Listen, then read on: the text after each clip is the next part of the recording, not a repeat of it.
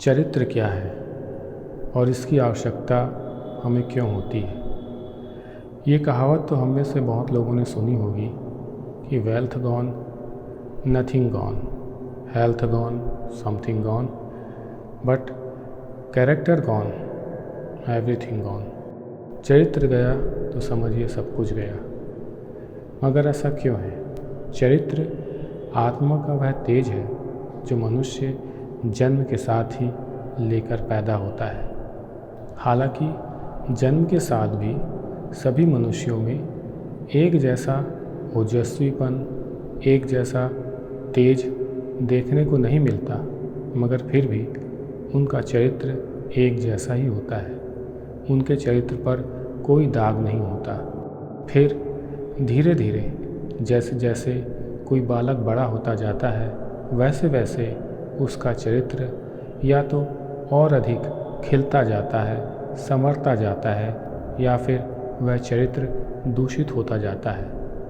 कारण होता है संगति और वातावरण। अच्छी संगति और अच्छे वातावरण में चरित्र की उज्ज्वलता बढ़ती है, उसका प्रभाव बढ़ता है। मगर गलत संगति, गलत वातावरण चरित्र की आभा को धूमिल करने लगता है, उसके तेज को क्षीण करने लगता है। चरित्र दरअसल विपरीत परिस्थितियों में सही रास्ते पर अडिग रहने की शक्ति है। चरित्र वह सोच है जो किसी भी कीमत पर मनुष्य को गलत रास्ते पर जाने से रोकती है। चरित्र वह बल है जो सभी प्रकार की नकारात्मक सोच, नकारात्मक वातावरण का सामना करते हुए मनुष्य को सकारात्मक रखता है। इसीलिए एक उज्ज्वल चरित्र, एक साफ चरित्र का व्यक्ति समाज में सम्मान पाता है और सफलता के रास्ते पर तेजी से आगे बढ़ता है, क्योंकि सफलता उसी के कदम चूमती है जिसे लोगों का विश्वास हासिल हो, और चरित्र विश्वास का सबसे बड़ा आधार है। फिर चरित्र को निखारा कैसे जाए, उसे दूषित होने से कैसे बचाया जाए?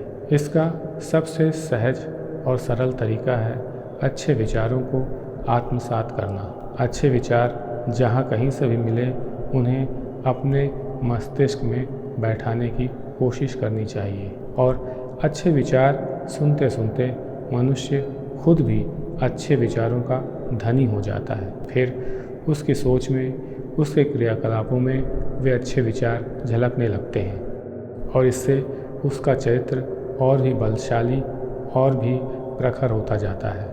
किंतु केवल अच्छे विचार ही पर्याप्त नहीं है जब तक उन्हें क्रियाकलापों में परिणत नहीं किया जाता।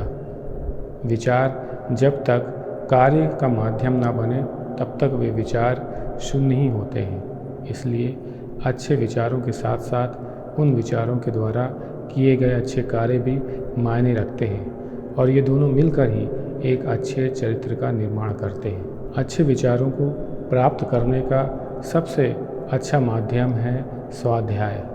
अध्ययन को कभी भी स्वयं से दूर नहीं रखना चाहिए। हमेशा ऐसी गतिविधियों के संपर्क में रहना चाहिए जहाँ से सकारात्मकता प्राप्त हो सके।